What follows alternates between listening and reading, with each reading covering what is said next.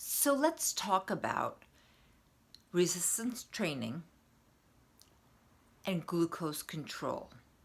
Okay.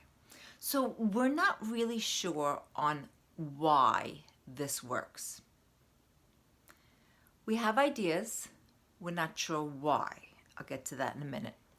So we know that resistance training can reduce abdominal fat.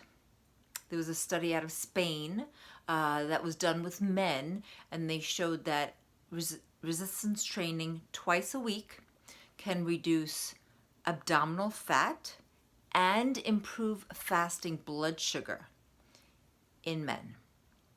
There was a study out of Korea, 2017, that showed that resistance training can increase glycemic control. And what is glycemic control? Better blood sugar numbers. Another study showed that resistance training can improve insulin resistance and glucose tolerance. And what does all that mumbo jumbo mean?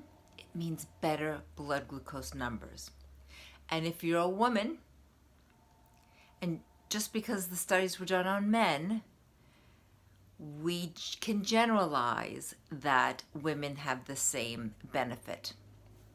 So like I said, we don't know exactly how this works. But we do know that resistance training can burn more energy, so more calories are burned during the actual act of resistance training than many other aerobic exercises. Okay, so the extra calorie burn can help to reduce body fat, and we know how important that is in lowering blood glucose numbers. And we also know that after you've done the resistance training, that your body is burning more calories. We think that every time you resist through resistance training, that in addition to the calories that are burned during the session, you're burning about 100 calories extra that day. Okay, that's pretty good. Again, to lower the amount of fat that you're carrying on your body, and particularly in your cells, that intramuscular fat is terrific. Resistance training also increases the amount of oxygen consumption for metabolism. That's a help. So there are things that are leading us to believe that yes, resistance training is the thing to do for reversing diabetes. And there are plenty of studies to show that it is helpful. So how should you do this? How should you do resistance training to help reverse diabetes? So as the study from Spain showed, is that 2 days a week is probably enough. That's not to say that more days would be better, but 2 days is enough. So if you haven't taken on a resistance training program yet because you don't have the time to devote 4 or 5 days a week, not necessary. 2 days a week, enough. Okay, here's how I want you to do it. I want you to do low volume, high intensity. That means not so many reps, but using a heavier weight. So there's a lot of thoughts of this, of resistance training, whether you use high weight, low number of reps, or high number of reps and low weight. It all depends on what you're trying to achieve. For reversing diabetes, I want you to pick up a weight. Use a weight that's a little heavier than easy. So something that would be somewhat hard to a little bit harder than that even, okay? You're not going to be struggling through the exercises, but those exercises should be a challenge for you. I don't want you to have to bear down, because that's not really productive and that could actually be dangerous. But I want you to pick a weight that you just can't swing through the motion, okay? Something that you consider at least somewhat hard, if not close to hard, okay? And I want you to do between 8 and 10 reps Once you can get to 11 or 12 reps, it's time to increase the weight.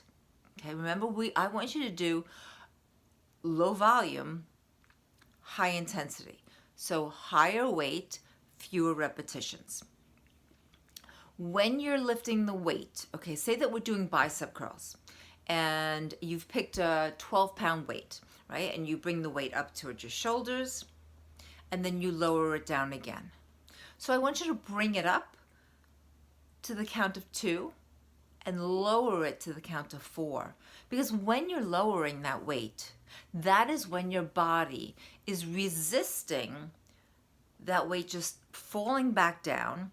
And in that time, it's actually creating microscopic damage in the muscle fibers. And when you let that heal, it's going to grow stronger, bigger, and more ready to do the job that you're going to have it do the next time you go out for weight training, or at least somewhere down the line. So the muscle actually builds endurance and strength in the second half of that motion.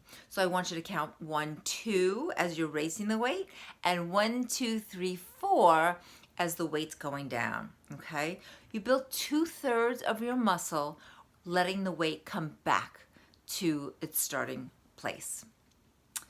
And remember to breathe through the exercise, no holding your breath, no bearing down. If you're lifting heavier weights, you might want to lift on the exertion. You exhale, and then you inhale when you're releasing the weight. So as you lift the weight and it's harder, you exhale, and then you inhale as the weight as you let the weight down. And so those are my ideas behind resistance training and diabetes reversal. If you have any questions, go ahead and leave them here for me in the chat box, and we'll catch you next time.